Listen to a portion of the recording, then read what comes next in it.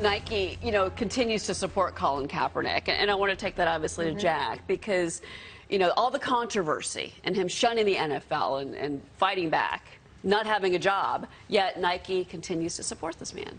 I tell all my classmates at Fordham, Good Brothers School of Business, there's two sides to every trade.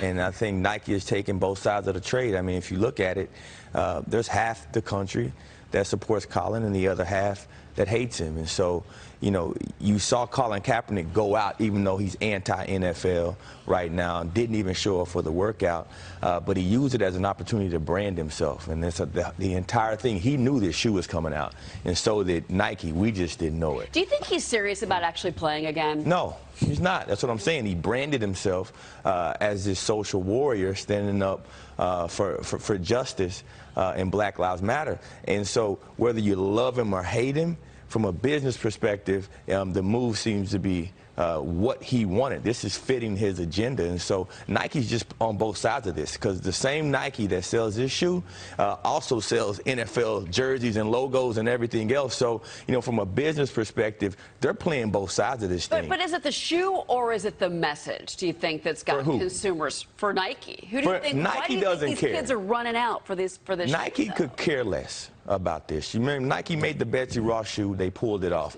They sold it all, right? Yeah. So they don't care they're not political. They're about making the dollar.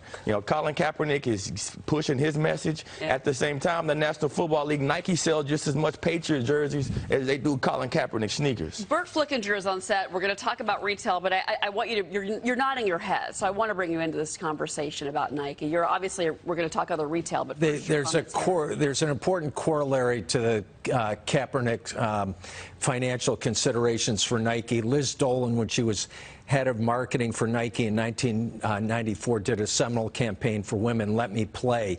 Nike's been strip mining women and women's sports ever since Liz Dolan left. You look at the Canadian Women's Hockey League lockout strike led by Brianna Jenner, Lorianne Rougeau, Jill Saulnier, so many strong players. You look at women's hockey, gets next to nothing. You look at Nike's list of athletes, women get next to nothing in virtually all sports. You look at Major League Baseball players with no pensions who built the game up for the first 100 years of Major League Baseball. Same with football, no pension, no Nike support, Nike MIA. So Nike, freedom of choice, can do what they want with Colin Kaepernick. Some very good points. But where are the women and where are the great men and women who built these sports getting strip mined by Nike? Nike's in the Hall of Shame in my I agree with you on so many points on that, especially about female athletes.